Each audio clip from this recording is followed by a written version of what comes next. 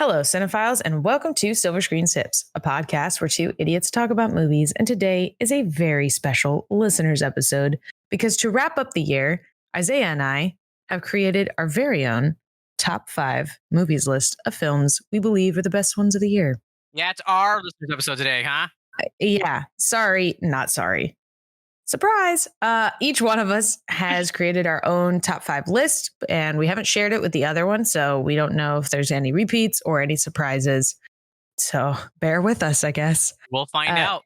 Obviously, there is a reminder that there are spoilers ahead for movies and TV shows you may not have seen yet. So just know you've been warned, especially for this episode. We're going to be talking about movies that came out this year. So if you haven't had the opportunity to see some of these films, obviously we'll say the name ahead of time. So that's your warning to skip that section if you don't want spoilers. We'll try our best not to spoil it, but no promises. I'm going to spoil every... No, I'm just kidding. So Barbie makes a nuke. No, I'm just kidding. So my favorite movie of the year is The Purge: Anarchy. There you go. Why don't you start with your 5th on your list? What was your 5th favorite of the year? Damn, that is... So this is a very hard choice to make because... Actually, to be honest, it's a very hard choice, not because I had many, but because there were so few. Okay. I feel like a lot of the movies I watched this year, they were solid 4 out of 5s. There's a lot of 4 or 5s. There was very rarely I gave a 5. Actually, I only have 1 5 out of 5, and that was my number 1 slot, and I won't tell you what it is yet. But there's a few 4.5 out of 5s, which are my highest. So I'm going to go with that. Now, I'm going to say that my number 5th pick is going to be Teenage Mutant Ninja Turtles: Mutant Mayhem. Okay. All right.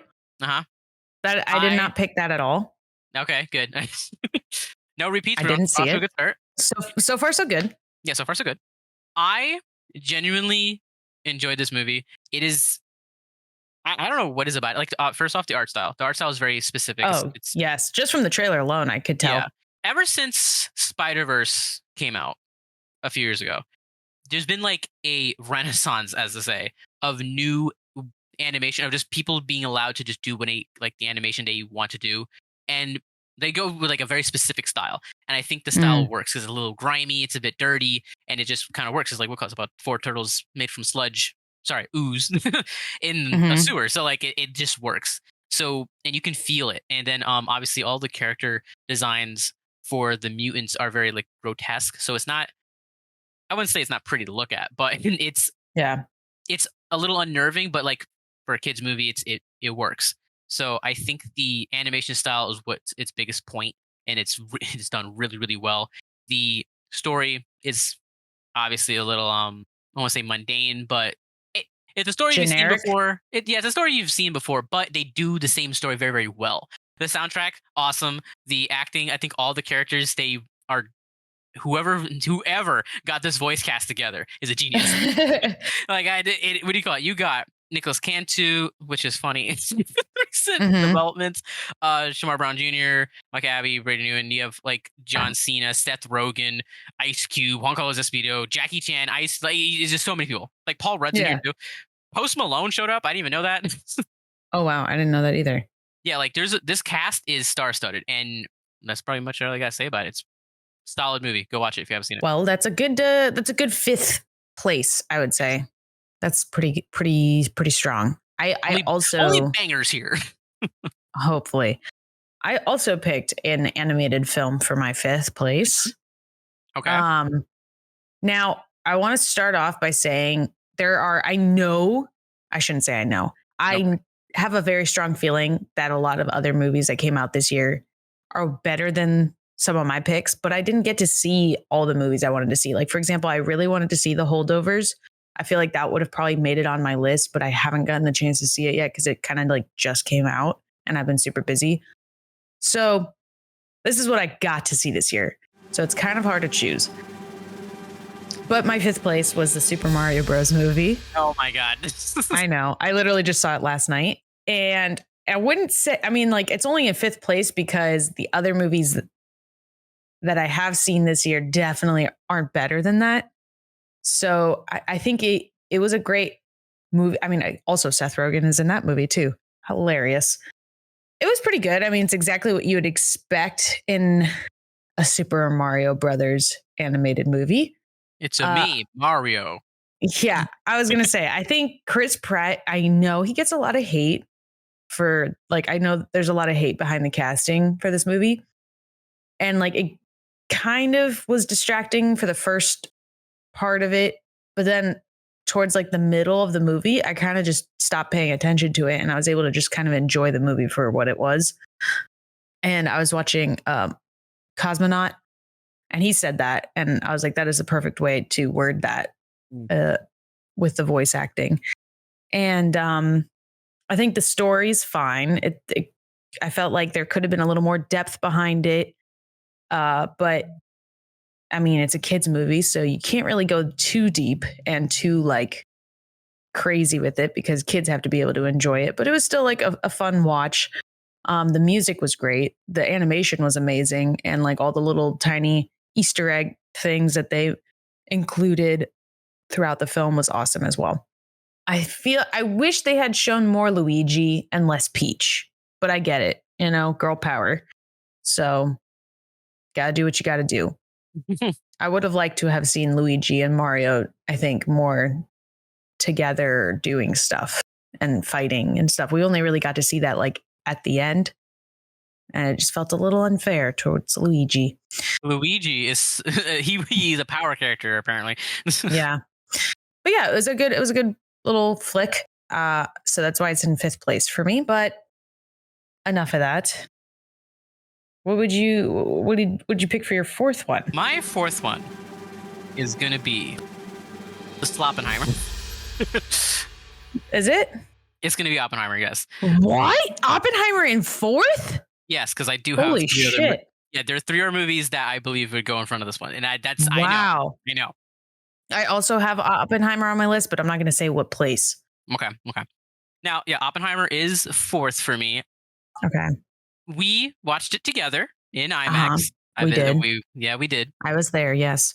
I think the movie is a great biography because it's obviously based off of the book that's written about Oppenheimer. Right. And from what I've seen of the script, it's like written as if Oppenheimer wrote it, I guess. There's like it's in first person, right? Yeah, it's like in first person in moments. And it really just portrays it like that. Like you really get in his head. And even though it is a biography, it's not just telling you about his life, it's kind of showing you what he was experiencing. And I think that all is encapsulated in the scene during the Trinity test. Like they do the Trinity test, and that like moment of anticipation, that entire scene is just chef's kisses. I remember my heart racing, waiting for like just the silence after the nuke explodes, and you're just waiting for that fucking sound wave to hit you, and you're just like like freaking out. That scene, I think it's like 8 minutes long or something, and that 8 minutes, like you knew it was gonna happen, but like it was the most intense. It felt like you were there. Yeah, it was the most nail biting. Like, oh my god, is he actually gonna do it? I know he does it, but like, oh my god, what's gonna happen? Yeah. Is the world gonna blow up? It's like, no, Bethany. Like it was so good, and then like with the music, everything works together. Everything from the directing, the writing, the music, the sound design, like literally everything that is every Oscar category was at its top at that moment. And I think what's crazy too is that like it didn't lose that momentum. The movie kept on building up to that point, and that's only like the halfway mark. And so when it reached that point, the momentum dropped a little bit, but it was like, oh, okay, this is still going. Like the train is still moving. So then how is this in your 4th? It sounds like you have nothing but good stuff to say. It was a 4-way tie. Wow. This one also got a 4.5 out of 5 for me. Or if you're my friend, you just watch it on your shitty laptop and you skip directly to the explosion and then say that it's a boring movie. I hate that person. It's okay. I hate that. I hate your friend. Yeah. Yeah, no. So the movie's great. I think it's superb. The juxtaposition of Robert Downey Jr.'s like his evil tone and like his ego in the black and white sections versus the Trinity test sections of him building the bomb and stuff like that, I thought was really nice and really the non-linear like storytelling, which Nolan's kind of thing. He definitely knows how to do his nonlinear Yeah. storytelling. And look, obviously having black and white really made you like, oh, I understand this. Where like Yeah. It made it way easier to follow. when Inception came out, there was like some theaters did like tags to tell you which layer of the dream they were in because it was getting so confusing. So I do appreciate that. But Mhm. as the movie went going, I thought was kind of weird was the plot twist that it kind of had of him being like the villain. Like you kind of always knew he was not really with Oppenheimer, but the way he kind of went about it felt like a plot twist. Yeah. Like it was clearly written to be a plot twist and not like a actual like reveal. And I don't know, Mm. that's when we're watching, I was like, oh my God. And then the more I thought about it, I was like, that was kind of weird. Why would they do it that way? Mm-hmm. If it's written as like a historical first person context, or obviously those scenes aren't in first person, that's more of a like actual historical retelling, kind of a weird way to do it, which Yeah. I don't know. It's a little salt on my toast, but that was it for me. So 4.5 out of 5 for that one, which is number 4. Wow. That is shocking that is so, I guess, low on the list. Well, But I mean, now I'm curious to hear what your other ones are if you think they're. someone's gonna get mad about my number 3 pick. I'm gonna tell you right now. Oh boy. Well, I picked for number 4 Barbie. I have not seen Barbie. I did not get a chance to see it. You're not missing much. I would have put it underneath Super Mario Brothers, but like I will say I did enjoy Barbie to an extent. Like they had its moments that were kind of funny, and like to give them credit for like set design and actually the music was trash, but that's my own personal opinion. I fucking hate Lizzo. But like I gotta give them props, give them credit where credit's due on that in those regards.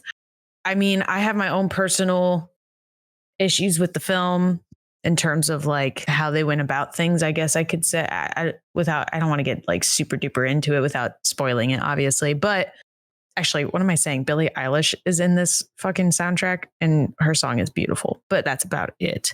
But yeah, I mean, the movie is enjoyable one. It's kind of meant for girls of all ages or guys if you're into that. But I will say it definitely was not like it's definitely not my favorite movie of the year. And I probably will get a lot of hate because I know a lot of people loved Barbie. I just think it was straight mid, if I'm being totally honest. Rate mid, no cap, and it's in your top 5. Mm-hmm. Story wise, meh. It was kind of like okay. The comedy sucked. I'm not gonna lie. It wasn't super funny. It's just not my sense of humor. But I feel like nowadays it's really hard to make a successful comedy movie because usually people get offended or it's like cringy humor or something like that. So it's like Yeah, they all try to hit like a baseline, and the baseline becomes too generic, and then it's like exactly it's a joke that tries to get everyone to laugh, and it turns out nobody laughs. right. Bingo. But I mean, again, yeah, like cinematography, the set designing was amazing. Greta Gerwig did a really great job at like taking Barbie and bringing her to life. And like even some of the Barbie dolls in the movie or the Barbies in the movie were like iconic ones from like some of the first ever designed Barbie dolls, like their outfits and everything. Like there's definitely a lot of thought and care put into it. And for that, it deserves something. So that's why I put it at a 4. Yeah, I mean, there really isn't much else to say about it other than that because it was an okay movie. It's definitely not my cup of tea. Like I went because a friend went and because I knew I had to see Barbie because as a film person, I would be wrong not to. I guess I'm wrong. What was your score for it? 3.5. I Three give and a it half? 3.5. I gave Super Mario Brothers also a 3.5. Okay, all right. So we're both. So pretty tied there. Yeah. Okay. Yeah, I'm gonna jump in on my third place because it's Oppenheimer is in third for me. Ah. Okay. So it's also not my top pick, but it at least made it my top 3. Mm-hmm. But basically everything you said, I totally agreed with. So I don't want to like beat a dead horse here and like repeat everything. But I think, I think the music is phenomenal in this movie. And I think my favorite scene is after the explosion and everything. And he's giving that speech and the Oh, crowd's cheering, and he's just like this like existential dread is just he's like hitting secretly him. freaking out. Yeah, that I think was I mean, obviously the actual Trinity test is amazing and it's a cinematic masterpiece, but I think that scene is almost just as equally beautiful in its own unique way. But yeah, I just watched a YouTube video explaining kind of like how Nolan made Oppenheimer. I'll have to send it to you. It's by Studio Binder posted it on their YouTube channel. And I love watching a lot of their videos because it's a lot of like how they shot blah, blah, blah, how they shot, like they made a Barbie one and it goes like in depth on stuff. It's really neat.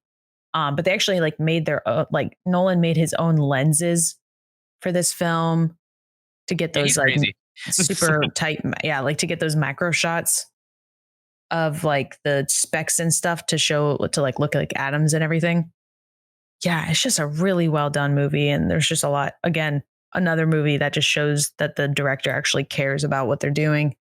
And that's just hard to come across sometimes. So it's refreshing. But what was yours? Your third? Oh, what'd you give Oppenheimer? That was a 5 out of 5. 5 out of 5. Okay, we jumped. Yeah. Yeah. I think now, like, I think I gave it a 5 out of 5 right after we watched it. And I think now in hindsight, I'd give it a 4.5. So I'm actually literally changing it as we speak on my Letterboxd. Okay. But what was yours? So my third choice, okay, Mm-hmm. and prep yourself for this. It is a video game movie adaptation, not Mario Brothers. Adaptation. Yes. Adaptation. Okay, adaptation. Tomato, tomato. Adaption's not a word. But continue. Data, whatever. Stupid, not stupid. Tetris. Oh my God. Oh, I had actually heard about this Yes. movie. Now, unfortunately, it is locked behind a Apple TV Plus paywall. And when I tell you that Apple TV Plus is probably one of the worst platforms I've ever experienced, next to Paramount Plus is god awful. Like that, that is in another tier of garbage. Their interface. Yeah. However, second to worst is Apple TV Plus. There's literally nothing on it. Apple TV Plus has been around for like, I think 3 years, 3 years. There's only like 25 movies on them, and most of them are documentaries. Wow. And of the original movies they have on there, 9 out of 10 of them are ass. Yeah, that sounds about right. But Tetris, they obviously didn't make this one because, oh my God, it is a banger. It is.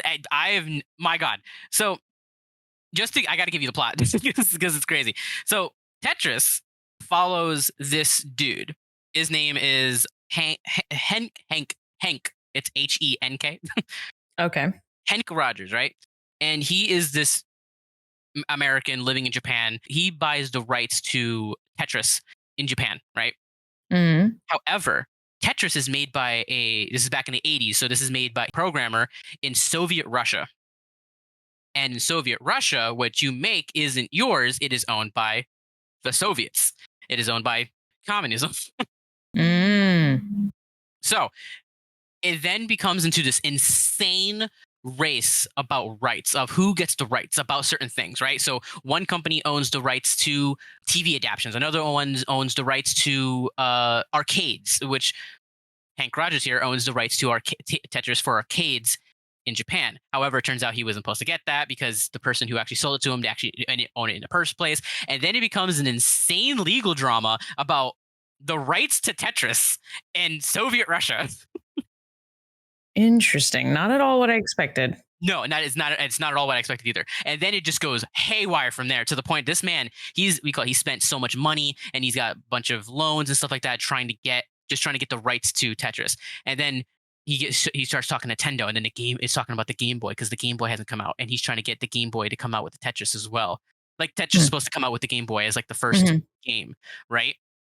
But then he's like, I need to get handheld rights, and then he goes into Soviet Russia to sell the rights to about the games.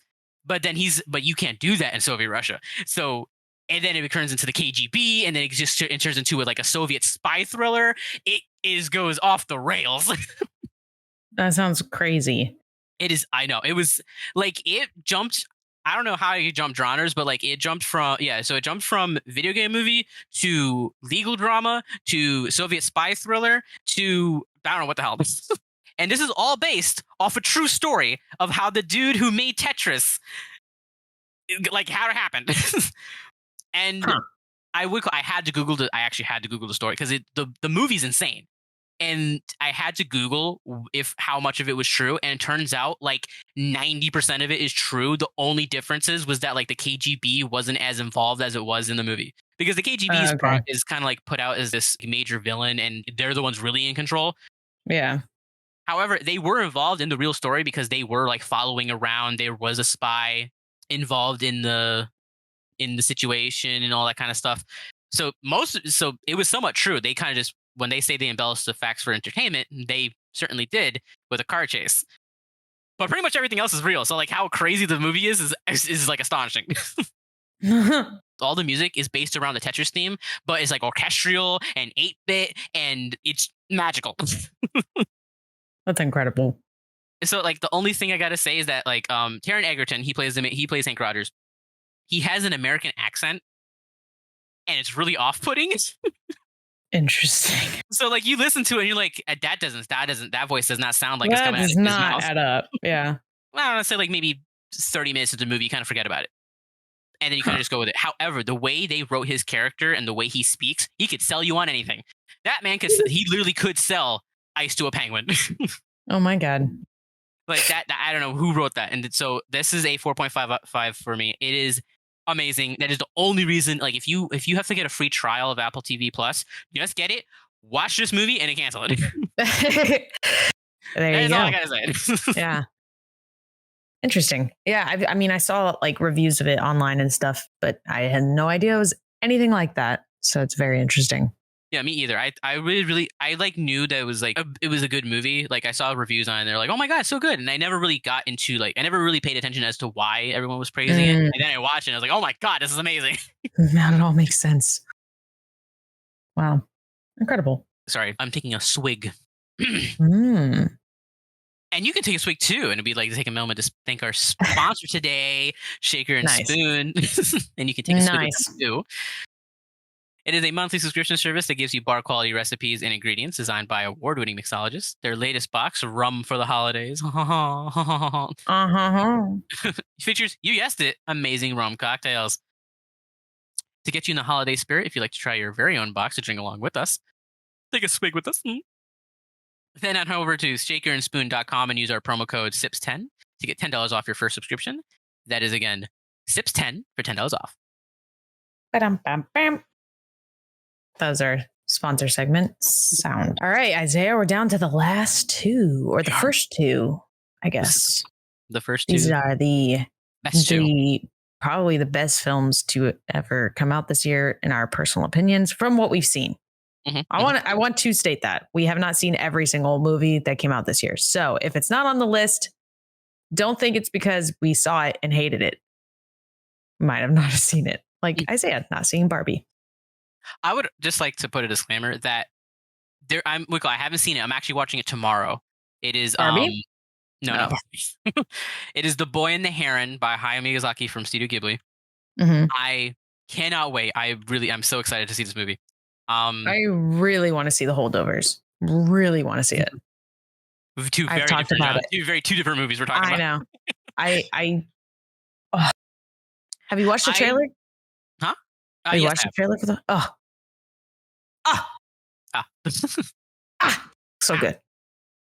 So I to be honest, I love Miyazaki. Like one of my favorite movies is Princess Mononoke and Nausicaa Valley of the Wind.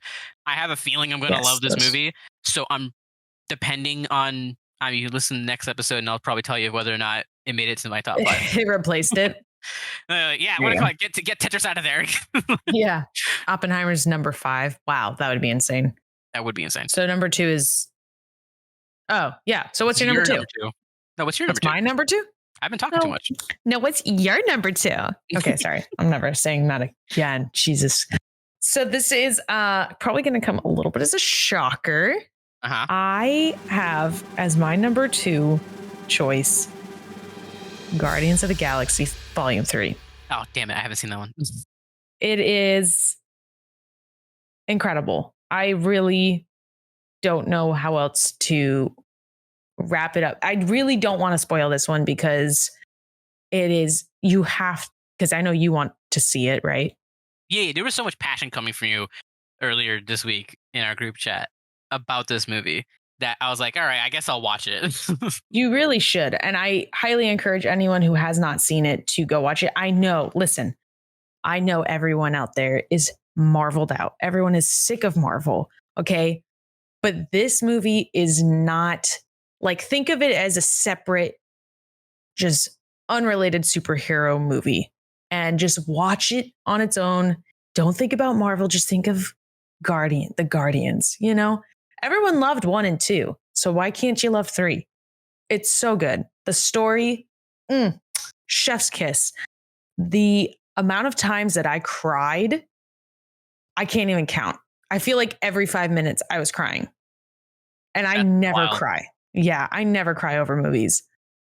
I think the last movie that made me tear up was Saving Private Ryan, and that was a while back.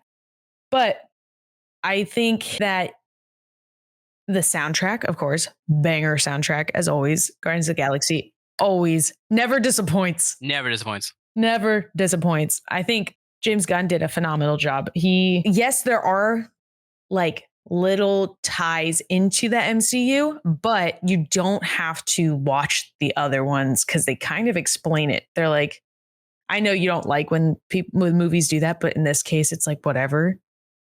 I'm fine with them doing that because now I don't have to go watch 7 movies to understand what they're talking about. But yeah, it was just really, really well done. All the acting, I mean, the chemistry between all of the actors is so good, and they all kind of riff raff off each other, and they just get along really well, and it shows in the movie, and it just makes it that much more enjoyable.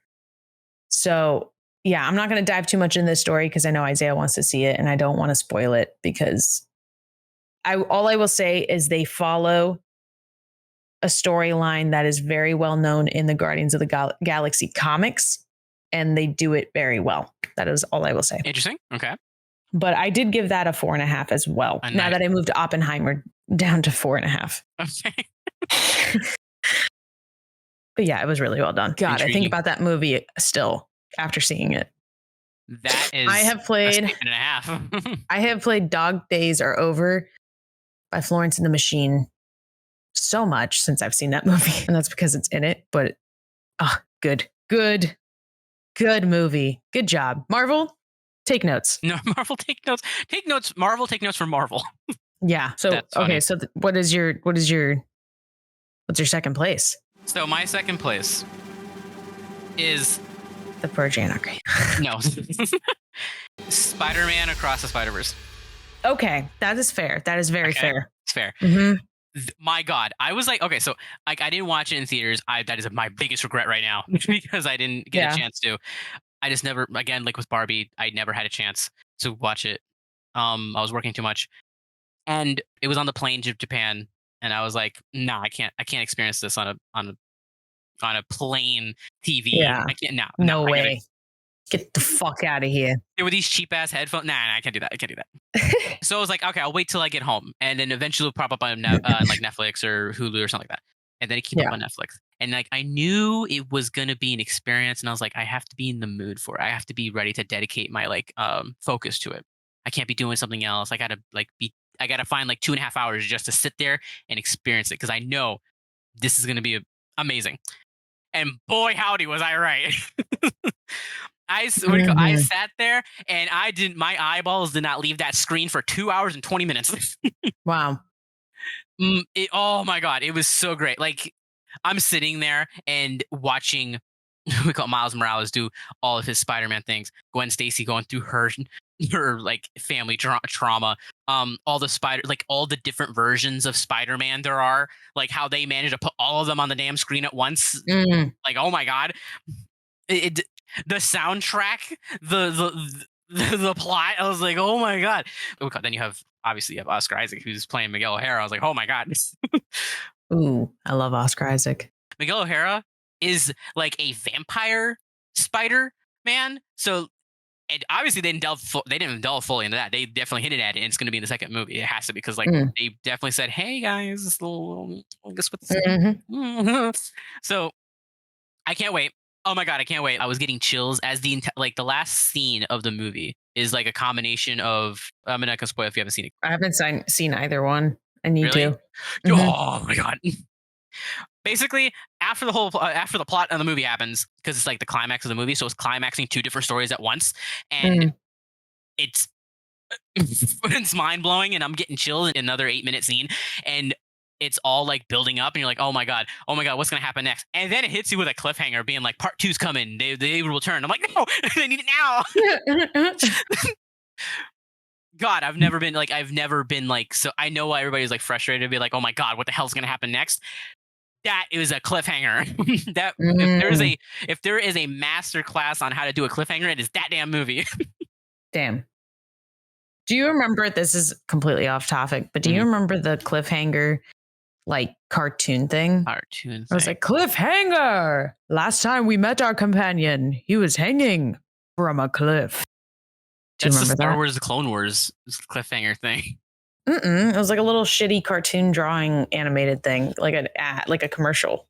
No, I've never seen that.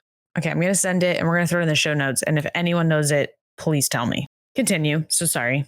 Oh, okay. So yeah, oh my god, that movie, it's great. The animation, obviously top tier. Kudos. Couldn't have done a better job. And the fact they Mhm. said they're going to delay the second movie, well, the third movie, to another year or so to make sure that they get it right.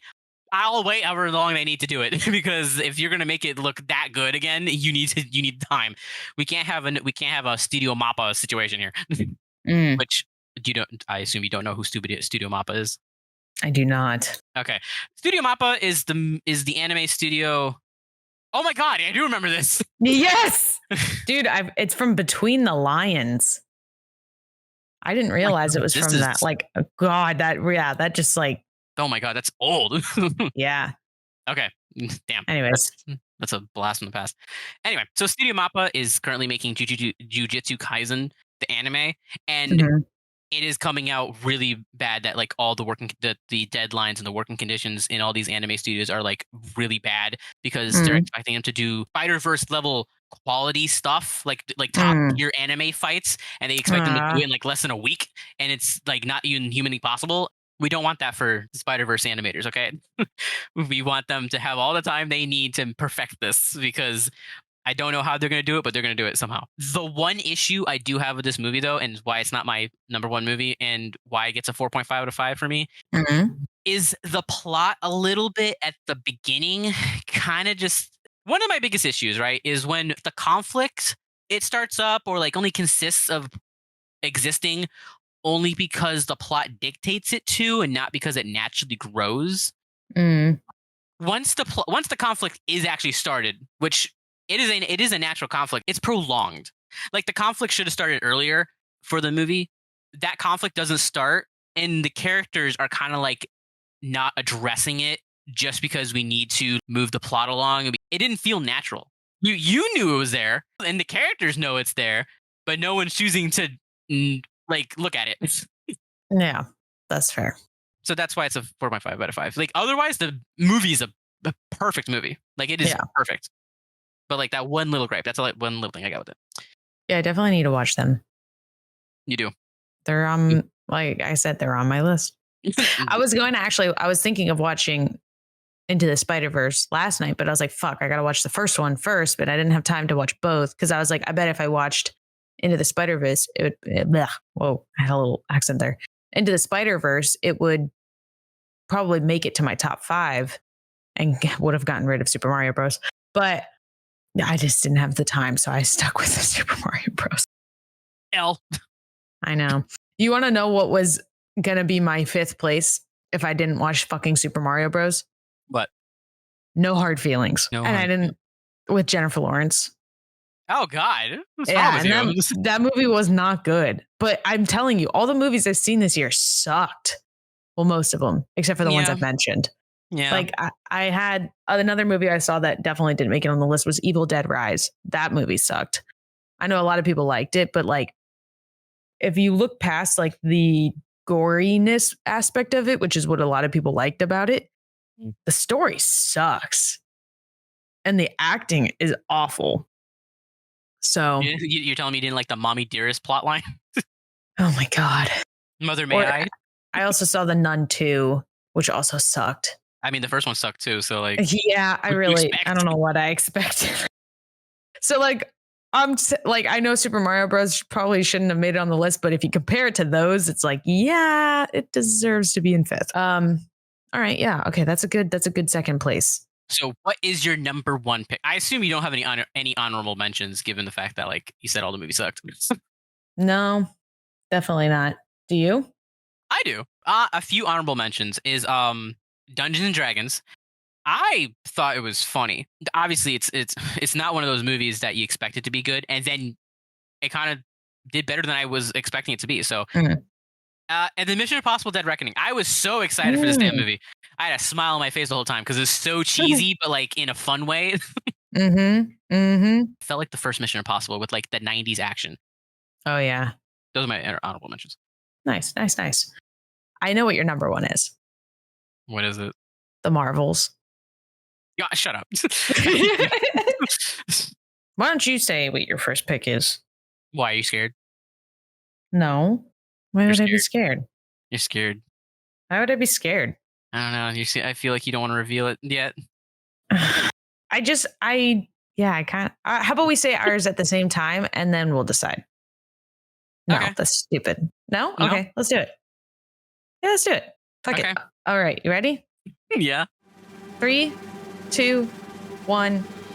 Talk to me. Godzilla minus one. What? Oh, what do you mean? What? Talk to me? Really? Yeah. Oh, yeah.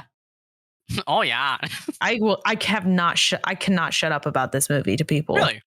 Oh yeah. Godzilla minus one. That makes total sense for you. I can 100% see that being number one for you. Yeah. No. It was. Yeah. Okay, why don't you go first? Because I feel like I'm going to talk a lot more. Yeah. My number one movie of the year, and it is my only 5 out of 5 for this year. And you like just saw this. I just saw it last week. Mhm. Is Godzilla minus one? Yes, I need to watch it now. It is the original people that made Godzilla. And when I think my review on Letterboxd said Toho told Universal to sit the fuck down because damn, bro, they came in swinging. All right, so Godzilla in this movie, they have him in 1942, I believe. It's the end of World War II. It's just ending. It's following the story of this failed kamikaze pilot who survived and encountered with a smaller version of Godzilla, and then he returns to Japan to live his life. But the problem is everybody knows he's a kamikaze pilot, meaning he should have died in World War II. So everybody knows that he's a failure and that he like was out on his job and stuff like that. And so the plot follows him and like this girl and a baby that he kind of starts making a family with, and he starts suffering from PTSD because his squad that he was with on an island got wiped out by Godzilla. And so he's got like PTSD from all the families because he basically didn't do anything to try to save them. So he's like freaking out. Also, war. So it follows his life going through that. But then it turns out like, oh, Godzilla's getting bigger. He's attacking ships off the coast. He's coming for Tokyo. He's claimed Japan as his territory, and he's messing stuff up. Right. The way I like the way they kind of went about it is that while they're rebuilding Japan, Godzilla comes back. And they kind of make a very good point on expressing that the governments aren't going to help you. The government sucks. So like he's like the American government, even though they're too scared with dealing with the Soviets, they're not going to do anything. And the Japanese government is very covert and doesn't like dealing with information. So they aren't going to help either. So it's up to the citizens. So it is a citizen movement that is there to take down Godzilla. Mm-hmm. That is the idea, right?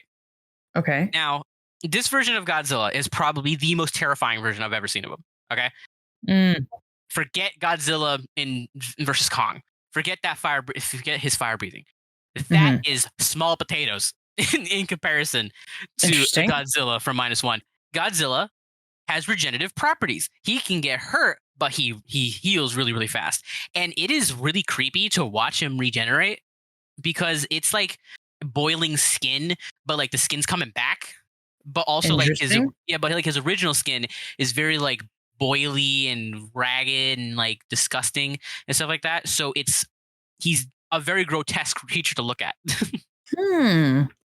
Sounds like something I would like. He's not pretty.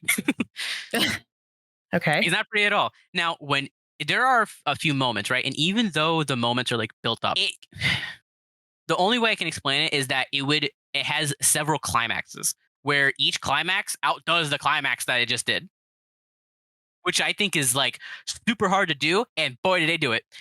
So they build up Godzilla coming to attack. He attacks, right? And then they build up him doing his roar, right? And they do that. And you hear his roar like really early on in the movie. And then they build up him doing his fire breath.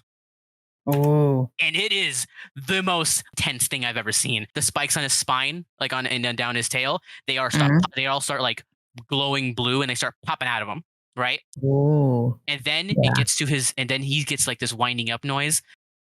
And then he just goes, and like it's a quick little like roar. Mm-hmm. I liked your imitation. Yeah. And then it's a thin blue line. It's dead quiet for like a second. Boom. A nuke. His breath is literally the nuke that made him going off. Wow. And they do it several times in the movie, and each time is built up to like a way of being like, oh my God. It is, even though you've already saw it and you already know what it's capable of. Each scene that they end up showing, because he does it like 4 or 5 times in the movie, is better than the last of how they built up to that moment of just the just the build up, bro. Just imagine like a miniature version of the Trinity test, but like in several aspects and like in several scenes and built up each time. And then it ends on a like crazy cliffhanger, which I'm not going to tell what the cliffhanger is because it's got 2 cliffhangers and they both show it to you within a matter of 30 seconds. And you're like, oh crap. So I can't wait. Who's got like, I don't know what they're gonna call it, -2, but like I'm gonna go see it. -2. But this movie, so I watched this movie in an IMAX theater, which is like, I mean, it's a Godzilla movie. It's the only way you can watch it.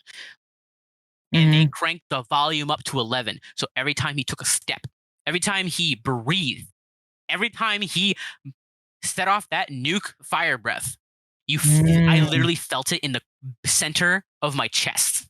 And God, it was amazing. Like, what do you call every time? That sounds amazing. God, when the nuke went off for the first time, it literally was like it literally went zoom, dead quiet, and the loudest explosion that I think is on par with the Trinity test explosion from our IMAX theater. Wow. But like the vibration, I don't know if it was maybe just how the room was built or where I was in the theater, because I literally felt like the center of my chest vibrating. That's amazing. God, it's incredible experience. Incredible. I literally like that is. Unfortunately, it does have the same problem of Oppenheimer, where like you'll never experience that ever again. Right. And like that sucks. Therefore, it's 5 out of 5. If you can go watch this movie right now in an IMAX theater, go do it right now. Fair enough. And that is my top. That is my number 1. That is, I can't. God. Sorry, I was very excited about that movie. I totally get that. That is all good in the hood, man. Yeah, like literally every aspect of that movie is perfection. Sorry, I thought I had a sneeze and I did not. False alarm. God, that's the worst feeling.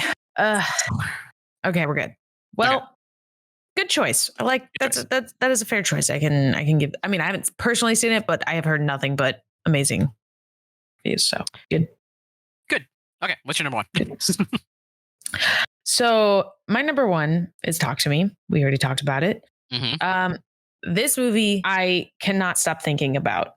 Okay. Since I saw it in August. Okay, so many months ago.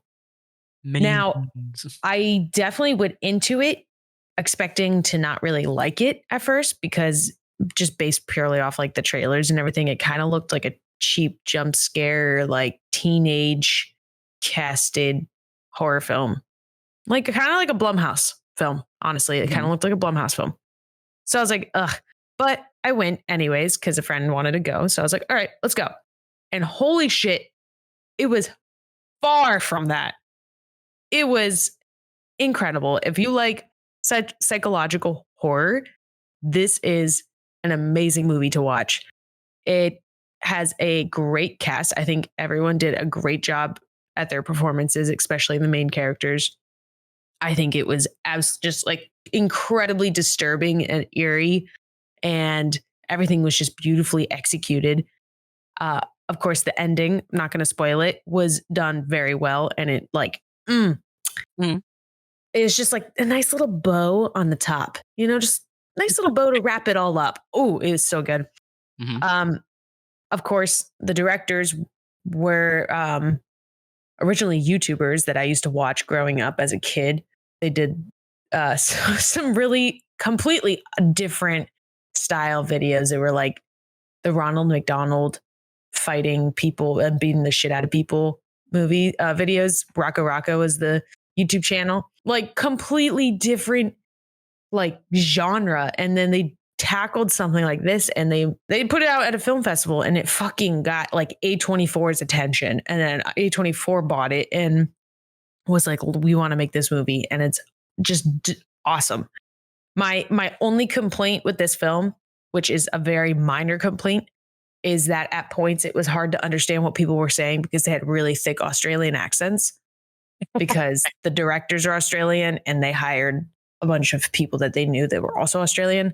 So sometimes I was like, I don't know what they just said, but you can still piece it together. So like maybe next time I'll just watch it with subtitles and I'll be fine. But God, there's this one scene. It's not really spoiling that much. There's this one scene that is a depiction of hell. And it has got to be the most disturbing and like, I can't say accurate because I wouldn't know. I've never been to hell. I've been to hell. It's one of the most like you see that and you're like, fuck, that's hell. Like that's got to be the most realistic type depiction because it's always like the super stereotypical like flames and the devil. But like this was not that. And it made me be like, oh my God, I never want to go to hell. It really left me like unnerved. And it takes a lot for a movie to make me feel like that. The only other movies that have made me feel unnerved like that were Midsommar, Hereditary, and Babadook. Those are the only ones that have ever left me feeling like uneasy afterwards. And this film, I was just like, holy shit. I don't know what to do with all this information that I've just been given. Like, it's just very well done. I feel like you could watch it, Isaiah. I know you're not a big gore fan, but there's not a lot of gore in this. It's very good psychological horror. If you even want to call it a horror, it's like a psychological thriller, really. Interesting. But very well done. The music, which is trending everywhere, is that fucking piano. Le Monde, I think is what it's called. That plays in my head on a loop all the time. Yeah, who would have thought that a little tiny ceramic hand that lets you talk to the dead would be so captivating of a storyline? Like it goes crazy. It goes hard. So good. Oh, it's so good. I would watch it again. At what point I just have a question since you can answer it. The Le Monde music, at what point does that pop up in the movie?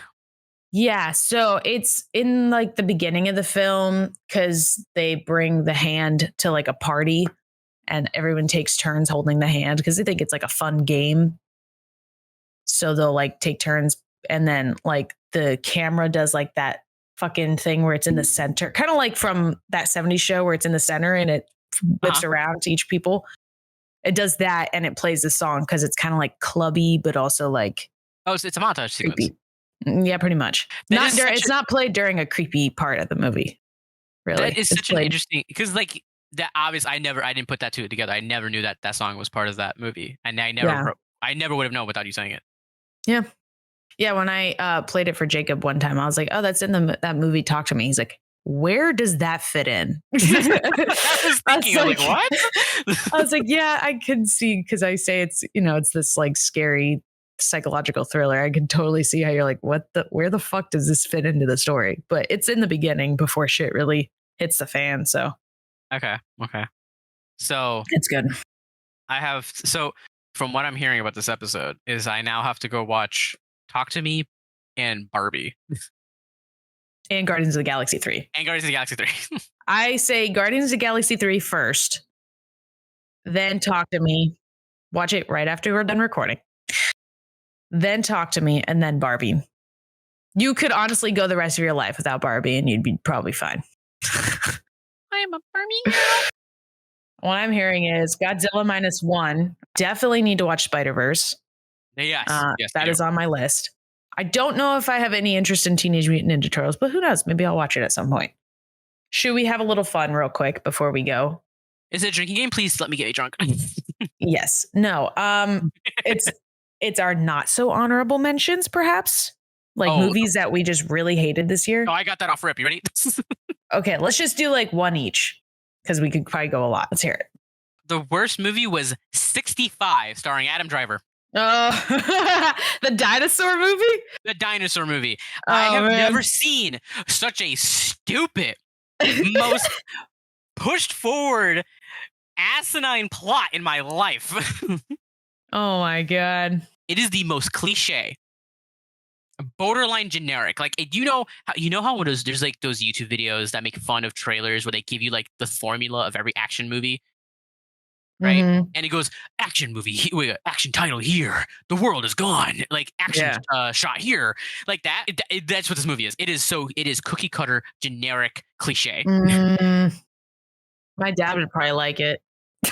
And it had so much potential too. I know. I was about to say it had so much potential too. Oh my God! It was the only other dinosaur movie out there. Yeah, the only other dinosaur movie that wasn't Jurassic Park. You had one job, mm-hmm. and you dropped the ball so hard. Damn. What did you rate it?